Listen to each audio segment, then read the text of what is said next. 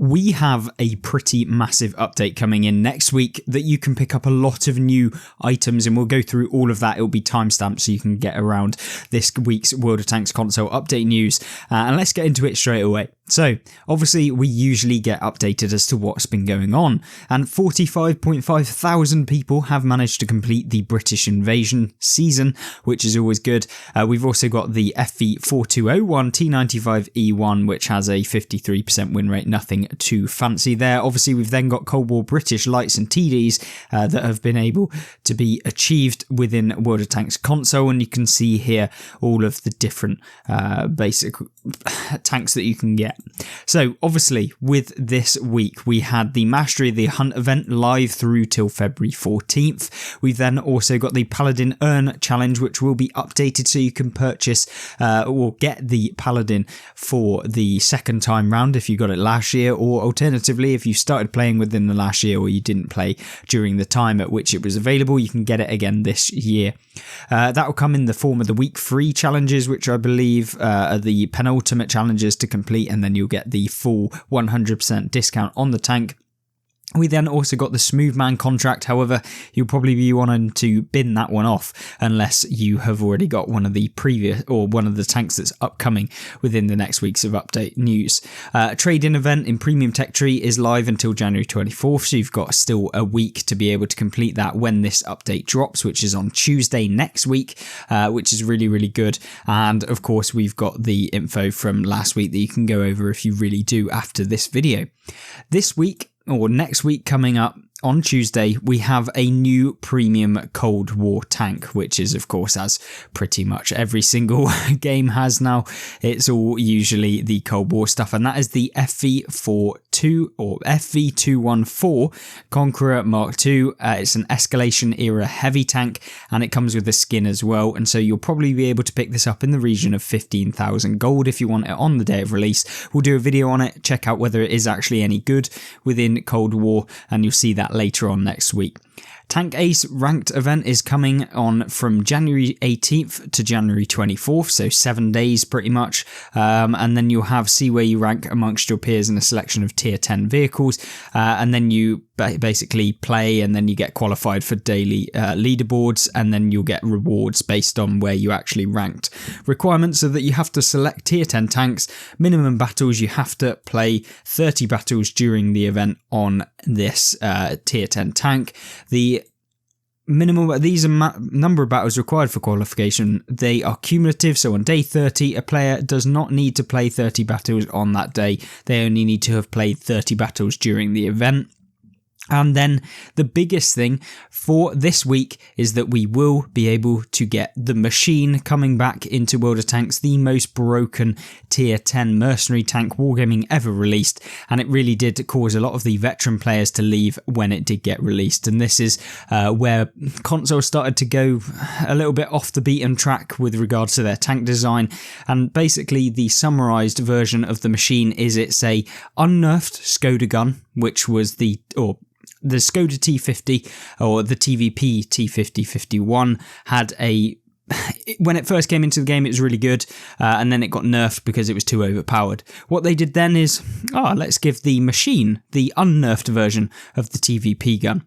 Then what they did is, the TVP doesn't really have much armor, so let's just give it a chieftain turret, which is always really, really balanced and fair and completely, totally fine. Then we'll give it, it's got to have one negative, and so I guess we'll give it the AMX-50B hull, except from the fact that the AMX-50B hull is the best bit of the AMX-50 in terms of its armor model, except from this drive wheel here, which can be overmatched by pretty much any tank in the game. So if you actually see this frontally or just slightly angled, you can aim for this area in here that you can see on screen, and you will pen the machine every single time. I can almost guarantee if you're playing in a tier 10 tank with a fairly high caliber gun. And yeah, makes it really, really easy to take out the machine. Still makes this tank really broken though, considering you'd be able to pen a TVP anywhere pretty much that you hit it. Whereas this one, you can only pen it if you do manage to hit there, and obviously RNG, etc. And maybe you won't get the opportunity to actually hit this area of the tank in the side armor, because the side armor of this tank is terrible. However, machine overall, will be hitting you for 320 damage 4 times, because it's got a 4-shot autoloader, as Wargaming's typical autoloading broken tanks are in the game. We have the Chieftain Mark 6 turret, 50B hull, and that is really where it's at. It can also go 67 kilometers an hour forward, because why not give it light tank mobility, bearing in mind it literally has armor of heavy tanks and a gun of probably one of the best guns in the game, with that TVP gun. And this is really where I just thought that they got this tank completely wrong. And yes, it may not be as strong as it once was with all of the recent tier 10 buffs in the game, but it is exceptional and you'll be able to get your hands on it. Similarly to the Tusk and the Chisel contract, will have them sort of stages where you have to be able to unlock and complete those variety of challenges. You know, you're probably looking at 1.2 million XP to be able to complete it, or somewhere in that region. It could range from 1.2 to 1.5 million. I don't know how Wargaming are going to work it, but this is a tank that you will 100% want to get in the game. It's really broken. One of the best tier 10 tanks in the game, quite easily, unless of course you're just getting reliably penned in this area every single time. But even then you can dish out that basic 1200 or 1300 damage with the clip potential of the tank. So yeah, you'd have to be getting hit pretty hard in this area to really even make it that bad. Anyway, not only have we got the machine coming in, which is of course somewhat a 50B, which is a French heavy, we also then have the Tank Reforged event, which is of course the French heavy tank. And as part of the French heavy tank Reforged, we are getting some improvements to a lot of the tanks from tier 5 all the way up to tier 10. Tier 5, the BDR G1B, which is, to be honest with you, a tank that doesn't need any buffs, will be getting improved overall frontal armor, which is completely fun for all of the tier 5s in the game. And then it will be getting reduced the dispersion penalties for moving, so you will be able to hit shots on the move better, and it won't bloom out your accuracy as much, so you won't have to aim as much when you stop actually moving, which is good. However, for a tank that was already really, really good in the game, definitely wasn't a bad one. I think that this is going to be abused by a lot of the seal clubbers at tier 5, because this is just a really decent tank overall. And we have the tier 6, the ARL 44. This tank is probably not the best. However, it has a pretty nice gun, which means that when they buff the turret armor, which they will be doing, and improvements to the gun and decrease in dispersion penalties, it will be really, really pretty decent now. Tier 7, the AMX M4 Emily 45, probably one of the worst in the line, I guess, although I actually really, really love this tank. I think it is kind of like a Tiger, but the French version, and so I find it really, really fun to play. Something that's definitely underrated. The nice alpha damage of the tank makes it good, and when they're substantially improving the armor, it's going to make it really, really fun to play. The tier 8, on the other hand, the awful tank, probably one of the worst tech tree tier 8 tanks in the game, will be getting buffs as well. So there's no surprise there. The tier 8 AMX 65T is terrible, and it will be getting improved hull armor, view range, aim time, and 120mm gun penetration buffs as well. So yeah, it's going to make it a little bit more competitive with some of the other tier 8 heavy tanks, but I still don't see it being that particularly broken within the game, but we'll have to try it out, and soon I will be able to get my hands on this anyway myself. And then the tier 9 AMX M4 51 improved the side armor and whole corner panel, which is where they get penned quite easily. When you angle your armor from the front, you get that little flat plate that then becomes basically straight to your opponent, which then can basically be penned, which is really, really bad. But other than that, we're also getting buffs to the reload and also the buffs to the penetration depending on what gun you're getting. And then the tier 10 is getting the exact same. So you'll be a lot more competitive, hopefully, with some of the other tier 10s within the game. Then we have the premium tanks as well getting buffs. So the brand new, well, not brand new tank, but the brand new free tank that they've released. So it's a free tank that everyone's just been able to get. The AMX M4 Emily 49. So this will also be getting buffs, and that is armor and gun improvement. So I did a video on it. Obviously, that video is previous to the buffs, so it's going to be even better. And I really, really, really enjoyed the AMX M4 Emily 49, even if it is the HMH version, which is literally the exact same tank, it's just a skinned version. And yeah, an amazing tank. You'll have to take this out into the game and try it for yourself. Then we get the Egalite AMX M4 MLE 49, which is of course just another reskinned version of the same tank.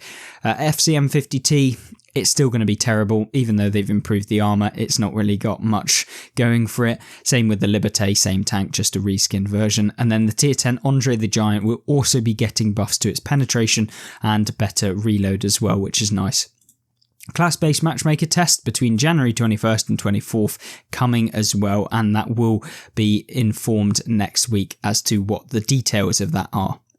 We have then some interesting kind of topics to discuss as well, I guess, with you guys, and of course leave your comments in the comment section down below as to what you think of next week's update. It's a fairly chunky one, to be honest. You've got a brand new kind of premium tank coming if you're a Cold War player, and if you're a World War II player, you can get your hands on the machine, especially if you've been waiting for that for a long time, which I have. I'm going to be hopefully getting that tank as soon as possible. And then of course we've got the French heavies getting buffed, which is nice, and I think that this is going to be an interesting week for those of you who want to actually progress within World War II.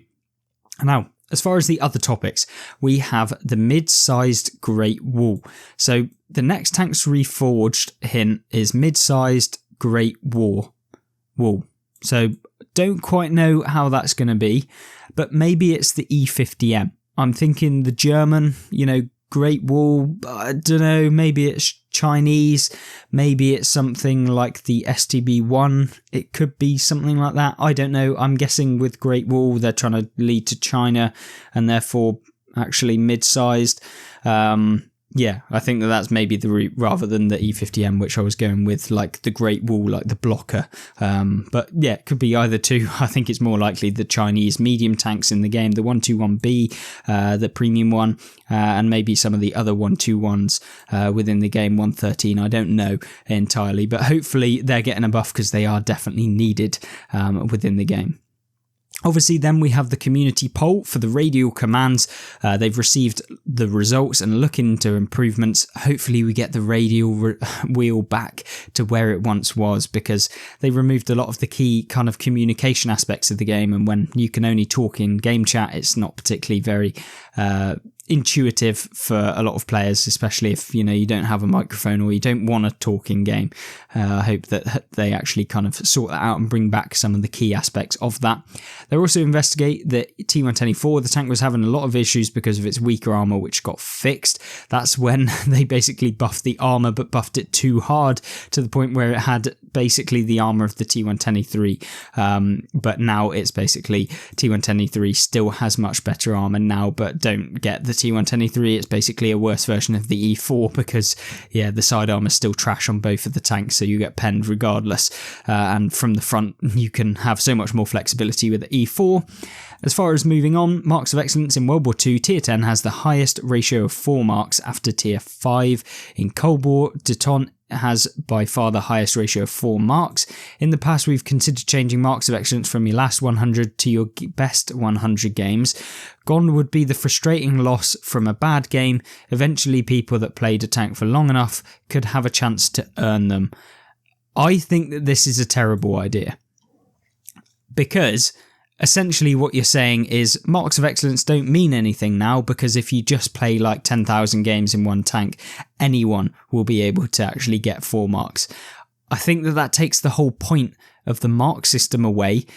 If you want to make it better for everyone, put it back in like you previously had it. If you want to make it easier, if you want people to be able to achieve their marks of excellence like they once was, then put it back to what it was not long ago when they changed it, where you can essentially, if you're having a terrible map for the tank that you're playing in, do it dependent on the map that you're playing. For example, an artillery on Himmelsdorf will do an average damage from their statistics.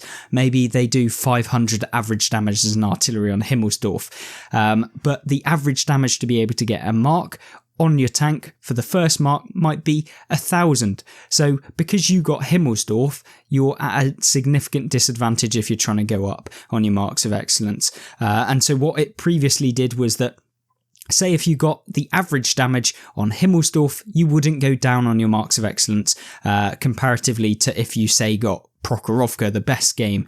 And so it was weighted as to how you performed on the specific map that you're playing, not just what map you randomly get assigned, because, you know, I can end up with 5 games in a row playing Himmelsdorf, Ensk. I could be playing all of the town maps and an artillery, and that's going to ruin my marks of excellence. And so that's why I think that changing it back from that is kind of a step backwards. I think it was a really good system, but definitely this idea that Wargaming are coming along with the let's just make it so that your best 100 games are going to give you 4 marks. It takes away the whole point of it. It's meant to be a really hard thing to get. At the moment, it's way too hard. It's literally like impossible because there's so many other things in the game that stop you from being able to get to those highest percentages. And yes, it's meant to be a prestigious icon, but it is just almost unattainable even for the majority of the best players within the game to get 4 marks, because it relies on so many other consistent things like the map rotation, etc.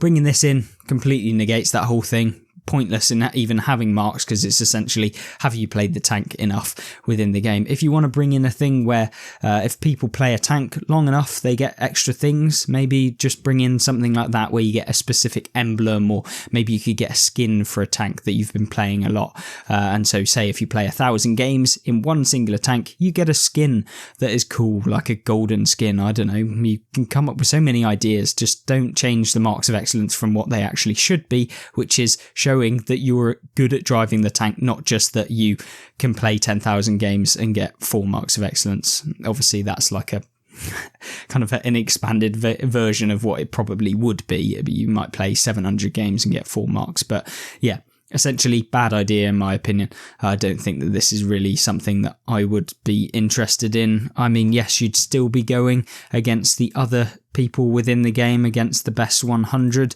games of everyone within the game. So I don't know. I feel like it has to be somewhat about the consistency, not just how many games everyone can play in the tank. Because if I'm playing, I don't know, the E75, for example, and I play 1,000 games, I'm going to have really high average over the best of my 100 games, because 1 every 10 game, it's my best game out of that 1 every 10.